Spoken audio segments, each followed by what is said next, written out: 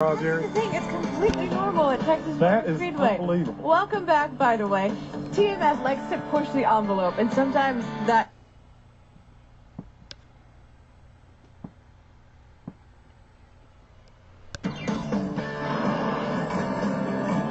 NASCAR Countdown is brought to you by Destination XL. There's a better way for bigger men to find clothes. Destination XL, big on being better. And the U.S. Army, they're strong, then there's Army Strong. Learn more about the strength behind the uniform at GoArmy.com.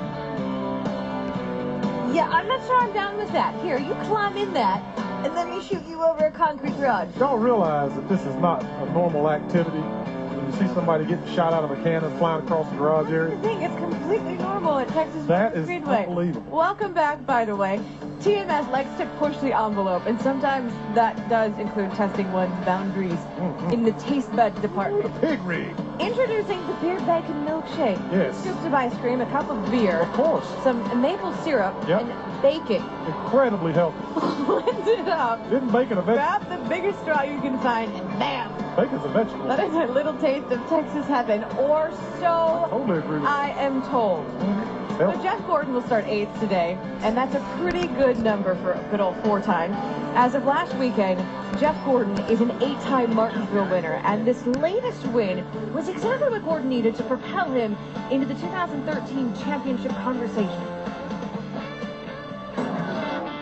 Martinsville Speedway in South Central Virginia, where they've been having NASCAR races since 1949. The top two of the championship starting in the first and second spots on the outside row. Here we go at the Martinsville Speedway. He just crossed over and turned your around. I ain't around no more. I've had enough of this. Oh, the trouble in turn one. Several cars turned around. Casey Kane involved. Denny Hamlin, Martin Truex. Jimmy Johnson and Matt Kenseth have dominated this race. But right now you're watching Kenseth slide back to the 11th position. Come on, guys. I really need you here. Let's get back in this thing. Johnson right up to you. Inside now. Smith will get to the back of Jimmy Johnson. A little retaliation there. Kurt Busch and Jamie McMurray tangle. Mark Martin nails Busch. Martinsville Mayhem. Got to get going here. We're going the wrong damn way. The track is a joke. Pit road's open. All the way, all the way, all the way, all the way. Come in, go. Hard, hard, hard. Good job, fellas. Yeah, buddy. Go for the man. It's sure getting interesting in the late laps. Green flag displayed once again here at Martinsville. Jeff Gordon is absolutely hounding Matt Kenseth. He gets by. Gordon goes to the lead off turn 2. You're going to drive away from Matt. Just take care of it in case you get a restart. As Gordon brings him off turn number 4 to score his first win of the year. Ah, you did it, man. What an awesome job, guys. That's right, champ. Yeah. Never give up. What a fight. Woo! And I was talking to Jeff on Friday, and I said I looked up in the grandstand when he made the pass for the lead, and a lot of cheering. I didn't see anybody really with the naysayers or anything like that for you. So that win at Martinsville, Jeff, in addition to tightening up the chase, what did it really do for your team with your first win of the year? Well, I think that, if you document what this team's been through this year, building momentum has been, something that's taken a long time. It's been a long process, and it's just amazing to see it all coming together right now at a crucial time of the season when so much is on the line. So, we don't take that for granted. We know how long it's taken us to get here. We're really proud of the effort and hard work that it's taken to get to this position, and love the fact that things are going well for us. We're having a blast. Cars have been fantastic. The confidence is definitely high. And we just hope that we can, keep this team effort and momentum going through these last 3 races. You're a former winner here, Jeff. Biggest challenge that this race will present to you today? Well, a couple of things. I mean, this is a track that is very fast, but the grip level falls off fairly quickly. So trying to keep the balance on the car as well as maintain that grip level, you're really going to have to slip and slide around a little bit sometimes even on new tires, but to get the balance to be right towards the middle and end of a run. So I think, just the challenges this racetrack itself presents, from the bumps to the grip level, the tire wear, how you manage that tire, and try not to over abuse it early in a run, as well as probably the biggest thing is our competitors. I think both Matt and Jimmy looked very, very strong in practice, and we're going to really have to push hard and really come together and put one heck of an effort together to go out there and beat them today. A lot going on for a guy now squarely back in the chase conversation. Nicole? Thanks, Dave. I did see this the other day, and I don't care what your political affiliations are. When a president tweets you, that's pretty darn cool. That is absolutely. Bill Clinton has worked with the Jeff Gordon Foundation for several years now, and you might remember we actually showed you a few weeks ago what that foundation has done in Africa. Plus, it's raised more than $13 million. All right, so we're here on Sunday, and in this particular room, we got three. Jeff Gordon better than Ray Evernham. When you look at what Jeff has done, I've wrecked him a couple times. That doesn't count. I said no him, Well, not wrecked him. we are clearly here Sunday morning, live watching ESPN coverage of Martinsville in Texas, and here the question is between the three, that are going for the cup. Candace, you got Gordon, and you got Jimmy Johnson. I was not good, but in the last 10 weeks, he's a big game player. Anyway, as he gets closer, I'm gonna make a prediction right now. It's live, so you know that it's before. I mean, well, you don't know, but you see that I'm watching this on Sunday.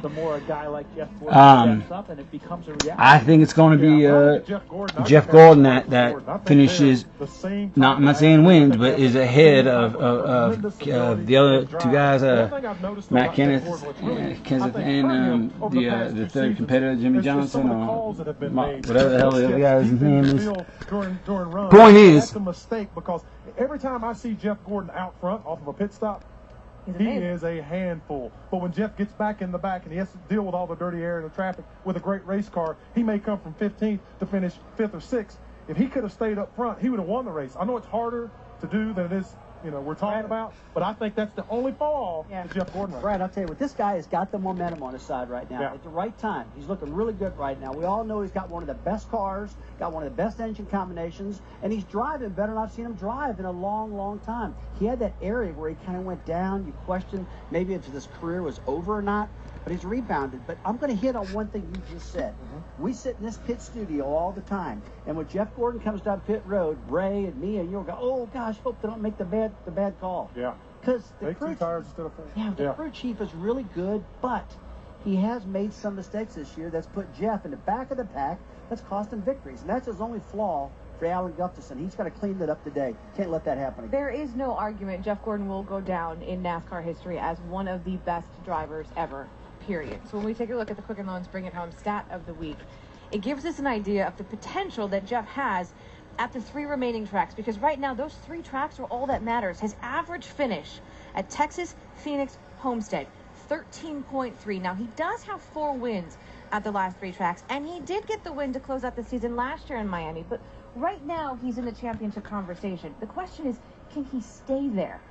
I think so, but he's going to have to get off strategy or do something to gain some points. He's got to go to Homestead within 10 points of those other 2 cars. And the only way he can do that is by staying off strategy, making a big point swing today and in Phoenix next week. They've got the ability to do that. And I know it's important to Jeff, too, because something that really is important to him is this championship. He wants to be able to share this with his children. It's important for him to be able to show his kids the driver he was. And you got to remember, he's not 100. He's only 42 years old. And Dale Earnhardt Sr. was 43 when he won his last championship. So I will admit, the other day I was standing in line at the local home improvement warehouse. True story. And behind me were 2 fans discussing why they wouldn't go to the other home improvement warehouse, because this one particular home improvement warehouse was the sponsor of their favorite driver, therefore making the other store like enemy territory. Well, that's the kind of loyalty that ESPN's Kenny Mayne experienced firsthand.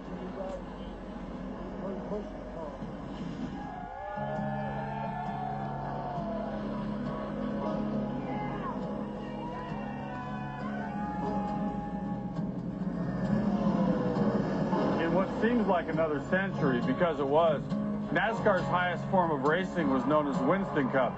That deal went up in smoke when it was determined cigarettes are bad. From there, Nextel took over. Then Nextel became Sprint. After that, for fans, all the choices become personal. Who's your driver you like? Carl Edwards, Brad Keselowski.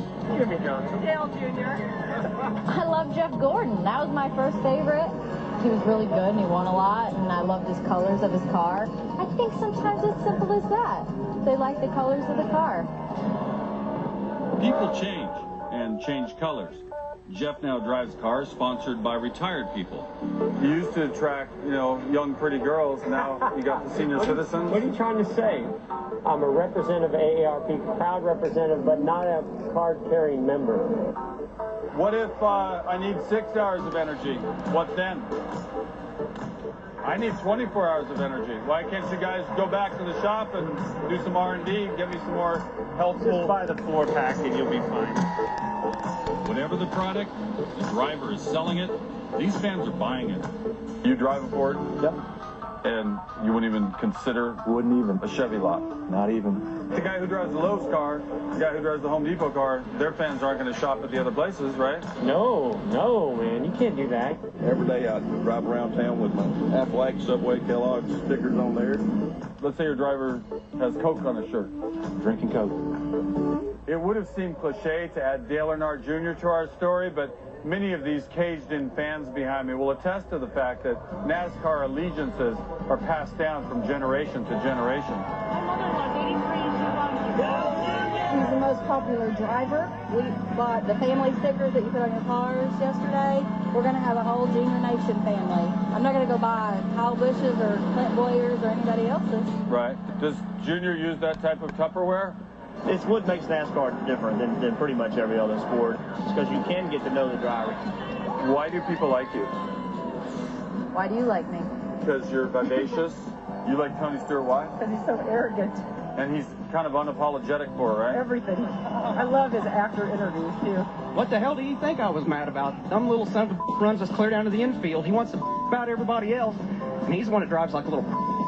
Some drivers act different than other drivers, and I think it's just personality matters. It's all about relationships, even the weird ones. It always blows me away when I have fans that want me to sign their arm or their leg to have it tattooed in, especially when it's on top of a mural of my face. So when a car crosses the finish line, the driver and the fan have done so as one. Can I take what they call a selfie? Absolutely. 3, 1, 2, 3. Boy, I look old. Okay, so here's what I need. An arrogant, vivacious driver and a purple car with, let's say, a coffee sponsorship. That would be like Nicole's car right there. Hey, Fandorsements give you a chance to become a sponsor of your favorite chase driver. Tweet or Instagram a pic of your driver's number with the hashtag Fandorsements. If your entry is selected, your name could be on the car in one of the 2 remaining races of this season. Today, Jeff Gordon and Kurt Busch have picked up new sponsors. Chris Halliburton from Surprise, Arizona is on the 78 car. Chris needs to turn on the air conditioning. He